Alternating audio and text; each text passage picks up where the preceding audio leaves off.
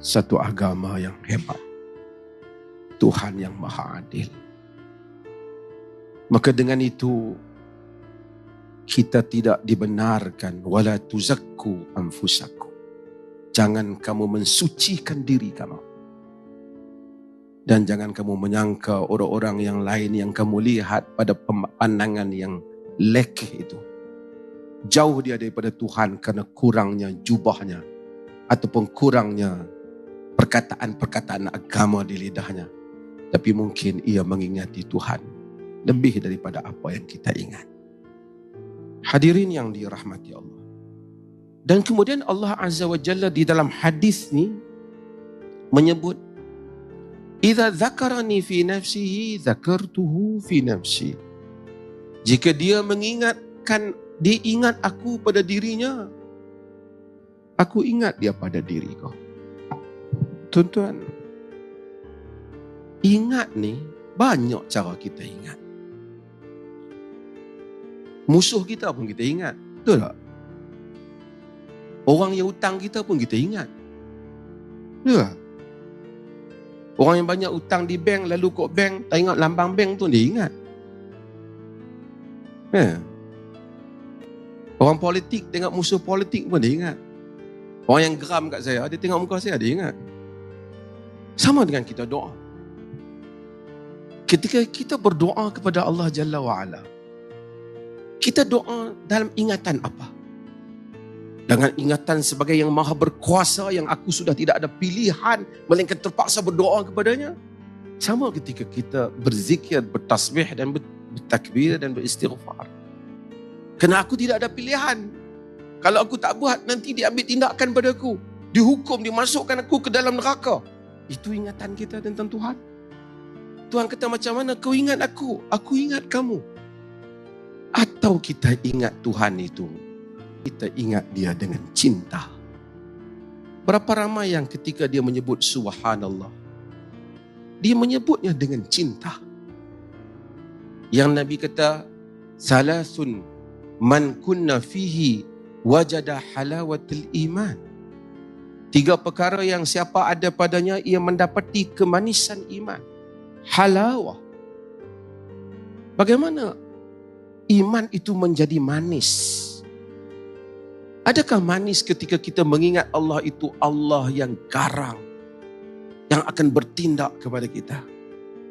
Ataupun setiap kali kita menyebutnya, kita merasai manisnya sebutan itu, dalamnya rasa cinta kita kepada.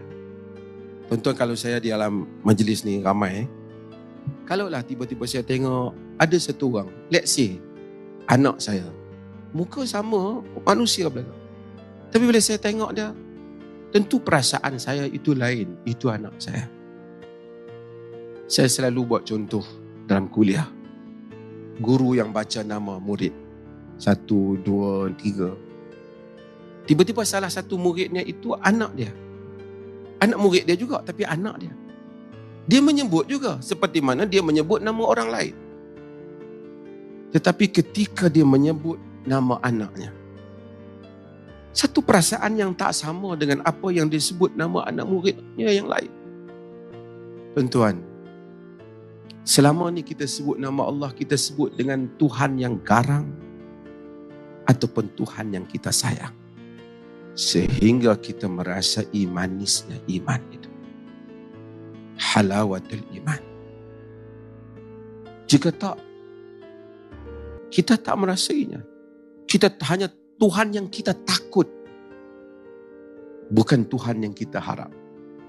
Bukan Tuhan yang tatajafa junubuhum 'anil madaji'i yad'una rabbahum khaufan wa tama'a. Tuhan yang kita bangun pada waktu tahajud, merenggangkan lambung kita dari tempat tidur, berdoa kepadanya dalam keadaan takut dan tamak, bukan hanya dalam keadaan takut saja.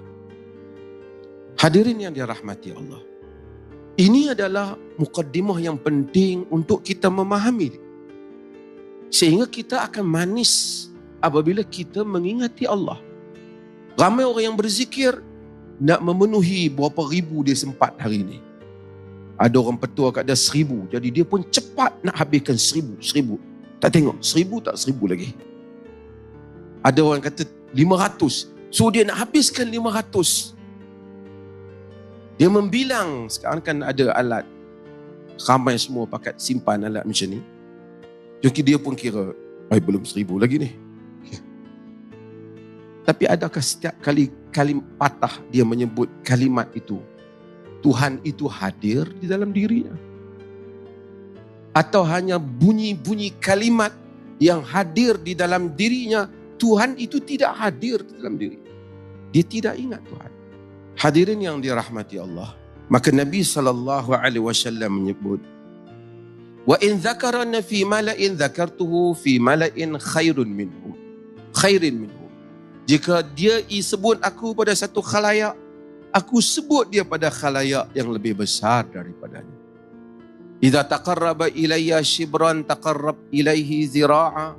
Apabila dia mendekati aku dengan sejengkal, aku mendekatinya dengan sehasta. Wa idza taqarraba ilayya zira'an taqarrabtu ilaihi ba'a. Jika dia mendekati pada aku sehasta, aku mendekatinya sedepa.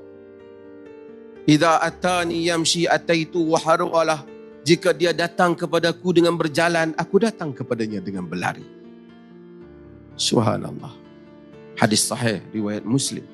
Ini saya nak sebut muqaddimah kepada bagaimana Tuhan melayan orang-orang yang hadir kepadanya. Sebelum saya pergi pada nuktah yang berikut, kita kadang-kadang heran dalam hidup ni. Ada orang mengaji agama tapi tak menemui Tuhan. Ada orang bergelumang dengan maksiat tapi pada akhir hayatnya dia kembali kepada Allah.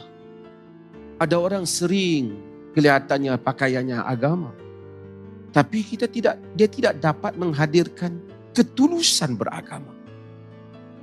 Ada orang baru saja kita lihat hadir ke majlis agama tapi bersungguh-sungguh dia beragama.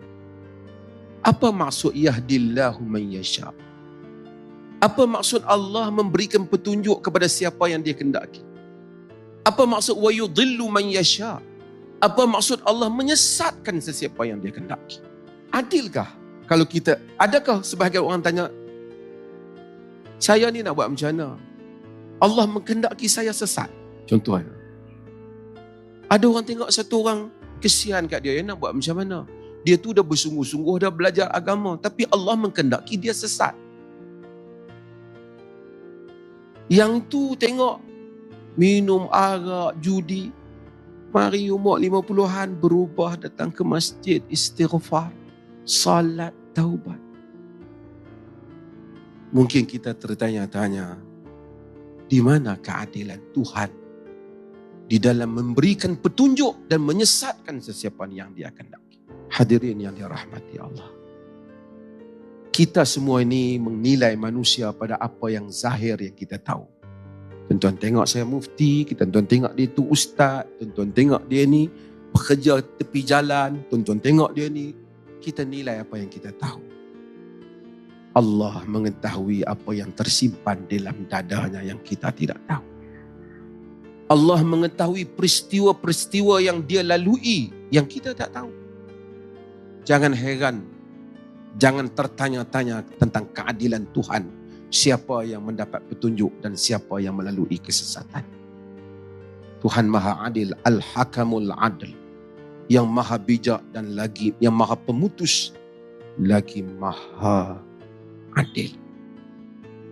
Jangan bertanya kenapa Bal'am bin Ba'ura yang alim, ni nama dalam Israeliat, tokoh ulama Bani Israel, dikatakan pada zaman Musa, watlu alaihim naba alladhi atainahu ayatina. Riwayat Israeliat kata namanya Bal'am bin Ba'ura yang telah mendoakan kononnya sehingga untuk Allah menyusahkan Nabi Musa alaihissalam dan doanya diterima. Dia disesatkan. Jangan bertanya kenapa Bal'am bin Ba'ura itu sesat dan pelacur yang memberi minum pada anjing itu diampunkan. Kerana Allah mengetahui apa yang ada di dada manusia dan apa yang manusia itu telah lalui. Yang kita tak tahu. Saya selalu sebut, hidup bukan novel. Tuan-tuan ramai peminat novel sini. Novel ditulis oleh manusia. Mereka cerita, kemudian membuat watak sama macam drama. Kita pun duk sedih tentang drama tu. Kenapalah dia tak macam tu? Kenapalah akhirnya dia macam tu? Itu rekaan dan wataknya ditentukan oleh manusia. Kehidupan ini penulis, kalau yang menulis, yang menetapkan skripnya ialah Allah Jalla wa'ala. Novel mungkin kita lihat ketidakadilan, ataupun penulis novel nak puas hati pembaca, berlaku sesuatu yang kita puas. Hidup tidak seperti novel. Hidup skripnya itu ialah divine script. Skripnya itu ketuhanan. Hadirin yang dirahmati Allah. Bila kita tahu hal ini, kita akan tahu kenapa Nabi SAW menyuruh pagi-pagi kita menyebut raditu billahi rabbah. Aku redha Allah sebagai Rabb, sebagai Tuhan. Kerana berapa ramai orang yang menyebut aku redha Allah sebagai Tuhan, terselit di hujung perasaannya tidak puas hati dia kepada Tuhan, yang dia mungkin tak berani melafazkannya, takut nanti Allah murka. Tapi ada terselit di jauh lubuk hatinya bertanya, mengapa Tuhan lakukan pada aku begini? Mengapa aku tidak seperti dia itu? Mengapa itu dan mengapa ini? Kerana kita gagal memahami keadilan hukum Tuhan dan kehidupan yang sebenar yang Allah Subhanahu wa taala jadikan di alam ini.